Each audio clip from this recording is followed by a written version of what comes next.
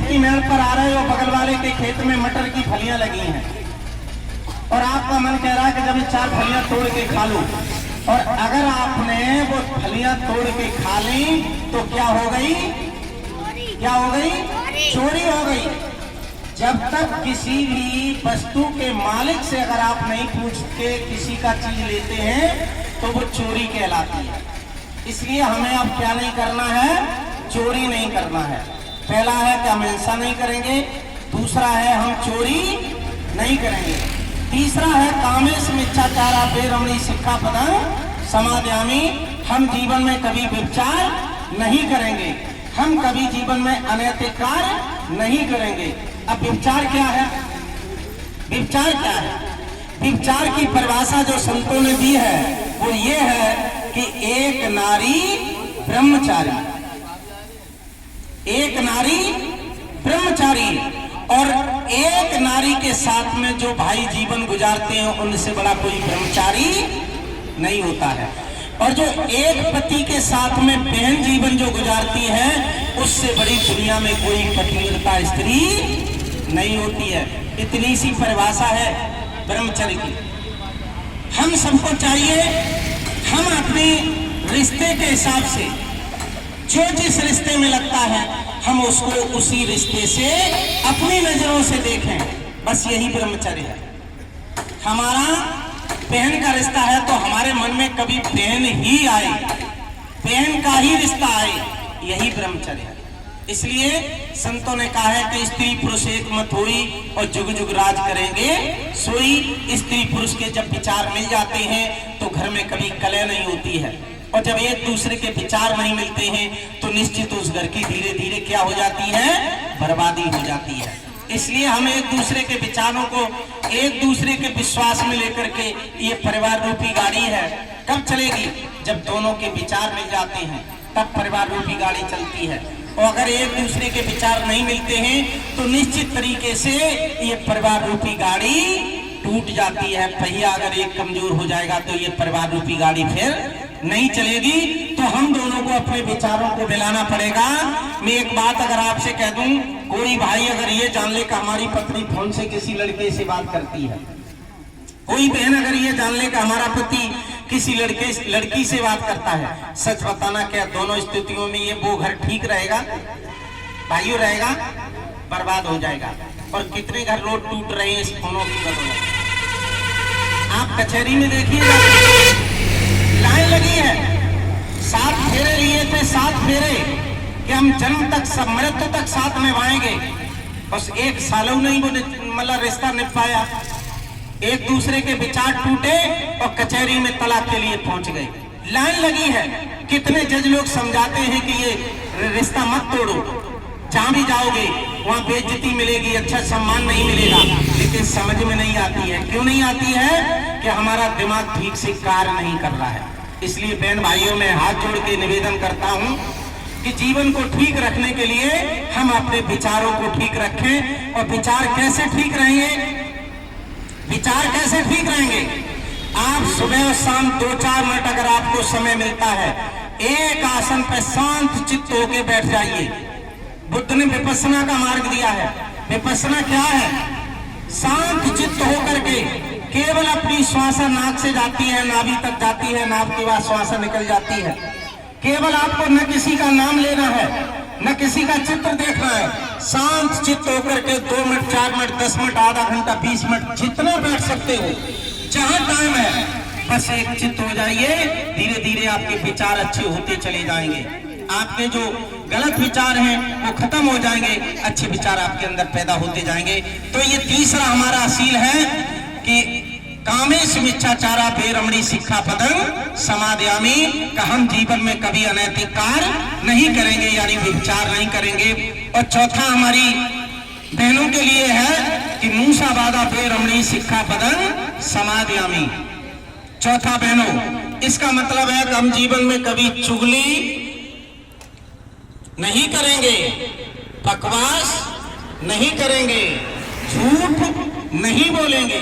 3 चीजें हैं इसमें, झूठ नहीं बोलेंगे, बकवास नहीं करेंगे और चुगली नहीं करेंगे। आखिर बहनों के लिए ये क्यों कहा गया? अब तो हमारी सभी पढ़ी लिखी बहन बेटियां हैं, चुगली धीरे धीरे कम हो गई, बंद हो गई। लेकिन पहले तो लोग ये कहते थे जैसे किसी भैया को बदनाम कराना है ना, तो किसी बहन के कान में जाके कू कर दो, और कू करने का 1 घंटा नहीं लगेगा, पूरे सुखलाल के अड्डा में खबर फैल जाएगी। जितनी जल्दी तुम्हारा मोबाइल का नेटवर्क काम नहीं करेगा, इतना बढ़िया इनको नेटवर्क काम करते है, ये बताया जाता था। लेकिन अब तो पढ़ी लिखी बहनें हैं तो ये चुगली खत्म हो गई। लेकिन एक बात बढ़ गई, कौन सी बढ़ गई बताएं? बकवास। आज 2 पे 2 पत्नी में जब लड़ाई हो जाए ना, लड़ाई, तो जानते हो कितनी अच्छी बातों का प्रयोग करते हैं लोग। ऐसी ऐसी बातों का प्रयोग कर देते हैं कि सामने वाले से बर्दाश्त नहीं होती है, जो गोली से ज्यादा असर करती है। बता दूं, एक उदाहरण दे दूं। अरे संत तो ये कहते हैं कि ऐसी वाणी बोलिए मन का आपा खोए, औरन को शीतल करे तो खुद शीतल। हमेशा मन से ऐसी बात निकालनी चाहिए जो सामने वाले को पीड़ा या कष्ट न पहुंचाए। लेकिन होता क्या है, लड़ाई होती है ना, तो ये खा खा के उल्टा सीधा, ये दिमाग काम नहीं कर रहा है, फिर जो मन में आता है लोग वही बकने लगते हैं। 2 मिनट की बात होगी ना। कभी कभी मैं आपसे कह रहा हूँ, परिवार के परिवार उजड़ रहे हैं, पति पत्नी 2 पे 2 हैं, लेकिन रिश्ते टूट रहे हैं। क्यों? ये बातों की बदौलत, विचारों की बदौलत। मैं एक उदाहरण दे दूं। हमारे यहाँ एक वकील साहब रहते थे। अब जब वकालत करोगे तो घर में भाई भी आएगा, बहन भी आएगा, बच्चा भी आएगा, नहीं आएगा? बहनों आएगा ना। पत्नी को केवल ये देख के एक बहन उनके पास अपने मुकदमे में आती थी, क्या सही था क्या गलत था ये तो पता नहीं, लेकिन उनकी पत्नी के मन में ये आया कि आखिर ये लड़की, ये बहन या ये महिला हमारे पति के पास रोज रोज क्यों आती है। इस बात को लेके घर में क्या शुरू हो गई? कलह शुरू हो गई। और कलह ने इतना विराट रूप ले लिया कि जो मैं बातें कह रहा हूं ये सब शुरू हो गई। अंतोगत्वा हर भाई हर बहन केवल तब तक बर्दाश्त करती है जब तक सर से पानी ऊपर नहीं उछलता है। वकील साहब बहुत दिन ये बर्दाश्त करते रहे कि मेरा एक 11 साल का बेटा है, माँ बाप हैं, बहन भाई हैं, हमें इनके लिए जिंदा रहना है। लेकिन जब सर से पानी भाइयों ऊपर उतर गया, एक दिन सुनते सुनते जब उनके बर्दाश्त नहीं हुआ, तो एक दिन उन्होंने अपनी बाह पर पूरा नाम पता लिखा, मोबाइल नंबर लिखा और सीधा रेल के सामने जाकर के कूद करके आत्महत्या कर ली। क्यों कर ली बहनों? क्यों कर ली? इसलिए कि तू असल बाप को हो तो मुंह मत दिखाना। इसलिए मेरी आपसे हाथ जोड़ के विनती है, हाथ जोड़ के निवेदन है, ये परिवार बहुत मुश्किलों से बनता है और जरा जरा सी बातों पर परिवार टूट रहे हैं। क्यों टूट रहे हैं? ये तामसी भोजन खाने की वजह से। आज इतना जो आप जहर खा रहे हो, आपको अंदाजा नहीं है। 30 साल पहले किसी फसल पर कोई केमिकल पड़ता था भाइयों? नहीं पड़ता था ना। और आज जो फसल तैयार होती है, कितने बार केमिकल पड़ता है।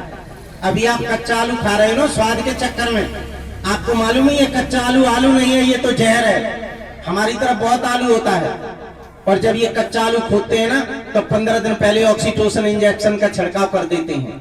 वो जहर होता है ऑक्सीटोसिन इंजेक्शन। 100 ग्राम का आलू 200 ग्राम का हो जाता है, और उसकी जिंदगी भी 15 दिन ही होती है, और वो बाजार में खोद के बेच दिया जाता है। ऑक्सीटोसिन इंजेक्शन जब पशु के शरीर में लगा दिया जाता है, तो 1 सेकंड में पशु दूध उतार देता है। लौकी तोरई के नार में लगा दिया जाता है, तो वो 4 उंगल की लौकी 8 उंगल की हो जाती है। नहीं हो जाती है? हो जाती है ना। और जब वो तुम्हारे पेट में जाएगा तब क्या होगा? क्या होगा? बहनों भाइयों, मैं कान खुलवाना चाह रहा हूँ आपके, और दिमाग में खुलवाना चाह रहा हूँ। पहले जो हमारे बेटा बेटियों में प्रौढ़ अवस्था 18 साल में आती थी, इस केमिकल युक्त भोजन करने की बदौलत आज वो व्यवस्था 10 और 12 साल में आ जाती है। इसलिए मुझे बहुत सचेत रहना है, अपने बेटा बेटियों के प्रति ज्यादा सचेत रहना है। क्यों? आप रोज नेट पर देखते हो कि 10 साल का बेटा और 12 साल की बेटी माँ और बाप बन जाते हैं। तो हमें सचेत रहना है, अपने बेटा बेटियों को देखभाल करके रखना है कि हमारी कहीं इज्जत पे आंच ना आ जाए, और जब इज्जत पे आंच आएगी तो फिर वो बेटा बेटी आपके हाथ से चला जाएगा। इसलिए सचेत रहना है। इसलिए कहा जाता है कि हम बकवास नहीं करेंगे, चुगली नहीं करेंगे और झूठ नहीं बोलेंगे। हम सभी एक संकल्प लेके जाएं कि जहां जरूरत नहीं है वहां हम कभी झूठ न बोले।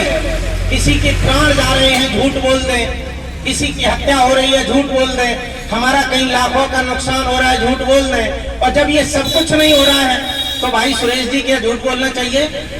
नहीं बोलना चाहिए ना। लोग आए दिन झूठ बोलते हैं, बसरेर से निकले नहीं, इटावा जाना है और लोग कहे कहाँ भैया कि साहब यही आएगा इटावा के बगल में, क्या जरूरत है इतनी झूठ बोलने की? अरे सीधे कह दो बसरेर से निकले हैं, तब तक वो जो है सुनने वाला वो कुछ और काम कर लेगा अपना, नहीं कर लेगा। तो हमें बिल्कुल सही बोलना चाहिए, झूठ नहीं बोलना चाहिए। ये हमारा चौथा सील था। और पांचवा सील हमारे भाइयों के लिए है